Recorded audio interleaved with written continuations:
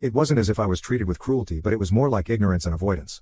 On the surface, it all seemed fine, but if people spent a couple of days with me at my parents' house, they'd know that they mostly pretended I wasn't even there and cared only about my sister.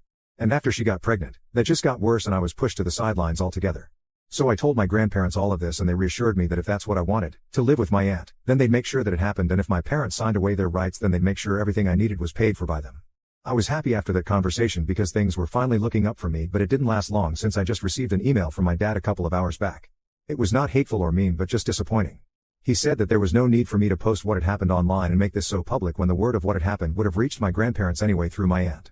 But now, along with my grandparents being mad at them, they also have to deal with a ton of hate from their relatives and they're being ostracized, which seems unfair. He told me that even some of his co-workers found out about this because the post was public and it had shown up on their feed since he was tagged in it. This wasn't a good look for him at work, and what I'd done had just caused a lot of unnecessary drama in their lives according to me. So Ida for posting about how my parents asked me to leave the house and move in with my aunt on my 16th birthday because my sister was pregnant and they needed my room for the baby? Update 1. So before I get to what happened, thank you so much everyone for bothering to take some time out and comment on my post. Your kind words mean a lot to me, so thank you. Now to answer some of the questions a lot of you seem to have regarding why I hadn't left my parents' house before this and why I'd waited for them to ask me to leave, especially since my grandparents and aunt seemed willing to help. The reason for that is that I wasn't exactly treated cruelly like I already said in the original post. I was never treated badly as such, but I was just ignored and unwanted. That's a sort of mistreatment as well, but for me, I was just glad that I wasn't being beaten or spoken to badly. I still had a roof over my head and food to eat, so I had convinced myself that I was doing just fine and didn't think it was important for me to actually feel loved or anything. I didn't really realize that I was being neglected because it had become so normalized for me. And as for why I didn't approach my family for help, I just didn't want to burden them. I was also worried about what would happen if they refused to help me out and somehow my parents found out. That'd be very bad for me at home since my parents care a lot about appearances and stuff. And that's really why I just kept everything to myself and tried to deal with everything while suffering in silence. My aunt didn't offer to take me in herself because she didn't want to insult my parents and she wasn't even sure if I'd want to come live with her, so we didn't do this earlier, but now that this is what's happened organically, I guess it all worked out for the best. It happened a little late, but still, better late than never. She's in talks with a lawyer right now to get my custody rights transferred to her, and it's going to be a hell of a task to convince my parents to give up their rights since now the inheritance is at stake. But even if this goes to court, I know that my grandparents and aunt will have my back.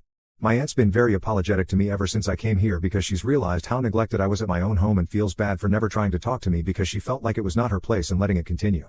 At least the air is clear between me and my family now, and I feel a lot better about the future right now. Then there's also my sister. So in my original post, I'd mentioned that she texted me and told me that she wanted to meet me in person if that was possible, but I didn't know what to say to her, so I ignored that text. She'd never personally been awful to me and had adopted the same behavior that my parents had. She'd just been distant from me for most of my life, but if she had to talk to me, she was generally nice. I thought that the whole idea of kicking me out so her boyfriend and child could live with her and our parents was her idea, so I was upset about that as well, since it meant that now she was going to start treating me badly and show her true colors, so I didn't get back to her. We had a weird, tense, and strained relationship, but I still liked her better than my parents since she'd be nice to me whenever we did speak, and it wasn't her fault that my parents liked her more than me. So when 3 days ago, she texted me again and asked me to visit her, I decided to call her and ask why she wanted to see me. I wasn't going to go back home, which is where I assumed she'd be, but to my surprise, she told me that she was living with her boyfriend at the moment and wasn't feeling well enough to go out, so she was asking me to come to see her so we could have a discussion about everything going on in the family. She told me that she had a lot of things that she wanted to talk to me about, so out of curiosity, I did go to see her. Once I got there, she first apologized to me for never speaking up for me, even though she knew that our parents were playing favorites and never favored me. They'd always ignored all my achievements to celebrate hers, and I was always the least wanted kid, but she never did anything to remedy that. She just never felt comfortable speaking to our parents about this, so she just let it slide, and since I seemed okay and fine with the treatment I was getting, she felt less inclined to say anything. She'd now realized that it was pretty messed up and wanted things to change. So she apologized to me. She also told me that the living arrangement was something our parents hadn't discussed with her at all, and she'd been shocked to find out about them kicking me out to accommodate the new baby and her boyfriend because she had no idea that this had happened.